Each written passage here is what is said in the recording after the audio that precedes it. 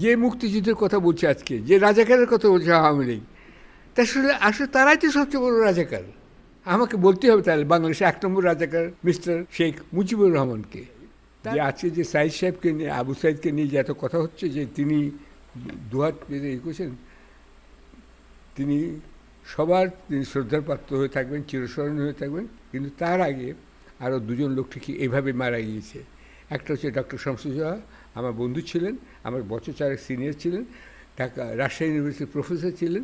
তিনি কিন্তু ছাত্রদের গুলি করতে না করে রাজশাহীতে এগিয়ে গিয়ে পুলিশের সামনে, সৈন্যদের সামনে, পাকিস্তানি সৈন্যদের সামনে এগিয়ে গিয়েছিলেন এবং তাকে ফুল ফ্রন্টাল গুলি করে মারা হয়েছিল। নাম্বার 1। আমি কারেকশন দিতে চাই, কেননা আপনারা এই ইতিহাসটা জানেন না। আচ্ছা, তো তিনি নাম্বার 1 মারা গেলেন সেখানে, সেই জন্য শহীদ শামসুজ্জোহা হল নামে আমার রাজশাহীতে আছে। আর দ্বিতীয় আরেকটা হচ্ছে যে সেটা আমি উঠায় ফেলতে পারে নাই, শামসুজ্জোহা হল আছে এখনও। কিন্তু দ্বিতীয়টা হচ্ছে ফারুক ইকবাল। আচ্ছা, এই ফারুক ইকবাল আবুজর গিফারি কলেজ মৌচাকের কাছে সংলগ্ন, সেইখানের কলেজ ইউনিয়নের সেক্রেটারি জেনারেল ছিলেন, নট ছাত্রদল ছাত্রলীগ, তন্ত্র ছাত্রদল ছিলই না।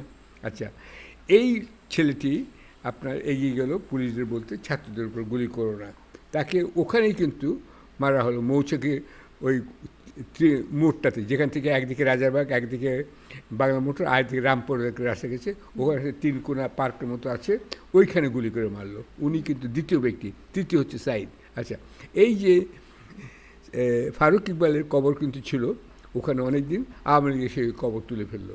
কারণ ওরা চায় না যে মুক্তিযুদ্ধে কারা অংশগ্রহণ করেছিল তাদের নাম চায় না, তারা চায়, আমাকে বলতে হবে তাহলে বাংলাদেশে 1 নম্বর রাজাকার মিস্টার শেখ মুজিবুর রহমানকে, তার নাম চায়, তাই না? কিন্তু তিনি কোথায় ছিলেন? তিনি সবাইকে যুদ্ধে যাওয়ার আহ্বান জানালেন, ডাক দিলেন।